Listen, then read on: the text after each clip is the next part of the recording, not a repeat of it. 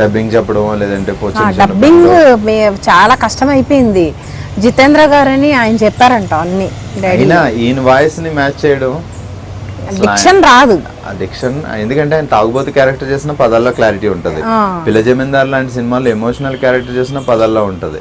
Race గుర్రంలో comedy character కాదు, ఒక emotional character చేశారు. అయినా సరే ఆ టర్నింగ్ టైమింగ్ ఎలాంటి క్యారెక్టర్ అయినా ఆయన చేసినట్టు చాలా రేర్ యాక్టర్. ఇంకా ఇంకా బాగా మంచి క్యారెక్టర్స్ చేసుంటే డాడీ బాగుండేది అనిపిస్తుంది నాకు. ఇంకా అసలు నన్ను నిజంగా అనుకోవాలంటే ఎంఎస్ గారికి మళ్ళీ 20 years స్టార్ట్ అయినట్టు దూకుడు తర్వాత యంగ్ యాక్టర్ వచ్చినట్టుగా స్టార్ట్ అయింది.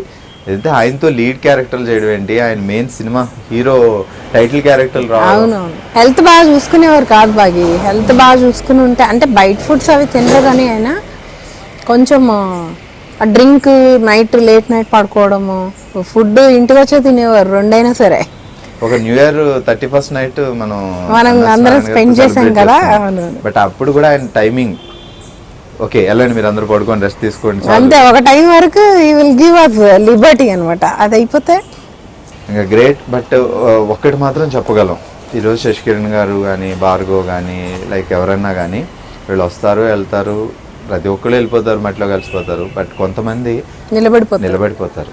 అలాగా ఒక ఎంఎస్ నారాయణ గారు, ఆయన ఇప్పటికి తెలుగు సినిమా చరిత్ర ఉన్నంతసేపు, తెలుగు ప్రజలు ఉన్నంతసేపు ఆయన సినిమాలు అలా చూస్తూ నవ్వుకుంటూ ఎంజాయ్ చేస్తూనే ఉంటారు. అది గ్రేట్. ఒక చరిత్ర క్రియేట్ చేసి వెళ్ళారు ఆయన. ఎగ్జాక్ట్లీ ఒక కామెడియన్ లో అంటే స్టార్ కామెడియన్ గా నిరూపించుకొని ప్రూవ్ చేసుకొని. నాకు డాడీ గురించి తెలియని విషయాలు చాలా మంది వాళ్ళు మీట్ అయినప్పుడు చెప్తా ఉంటారు. ఆయనలో ఉండే కొన్ని పాయింట్స్, మీ నాన్నగారు ఇది, మీ నాన్నగారు అది అని అనిపిస్తుంది. అంత గ్రేట్ ఫాదర్కి డాటర్ అవడం అంటే ఏ జన్మలోనో మనం అంటే ఆయన ఆస్తులు అది ఇచ్చినా, మిమ్మల్ని సపోర్ట్ ఇచ్చినా దానికంటే పెద్ద వాల్యూ ఎంఎస్ నారాయణ గారు కూతురు అనే ఒక ప్రౌడ్నెస్ ఇచ్చారు.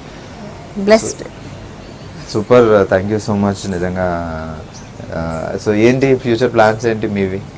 Cinema future plan, cinema work అది తప్ప మనకి వేరే రాదు. ట్రై చేస్తున్నాము.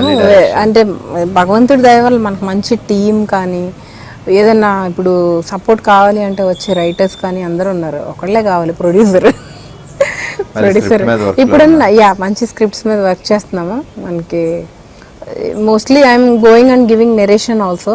ఎక్కడో ఒక చోట ఒక టైం రావాలి, వస్తే డెఫినెట్ గా వస్తుంది.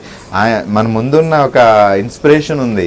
1 సంవత్సరంలో 2 సంవత్సరాల్లో ఆయన సాధించలేదు, ఎన్నో సంవత్సరాలు కష్టపడి సాధించారు. అలాంటి ఆయనకి అమ్మ ఉంది వెనకాల. ఇప్పుడు నాకేంటంటే నాకు నేనే ధైర్యం చెప్పుకోవాలి, డాడీ ఉన్నారు అని అనుకుని వర్క్ చేయాలి, అంతే. అదొకటే తేడా.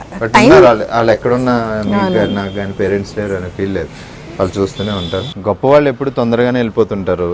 ఆ గొప్ప వాళ్ళ గొప్పదనం మనకు వాళ్ళు వెళ్ళిపోయిన తర్వాత ఇంకా బాగా తెలుస్తుంటుంది. గొప్ప వాళ్ళు అంటే నిజమైన వ్యక్తిత్వం ఉన్నవాళ్ళు కొంతమంది ఉంటారు, సోల్ఫుల్గా బతికి వాళ్ళకి వాళ్ళు కావాల్సినట్టు.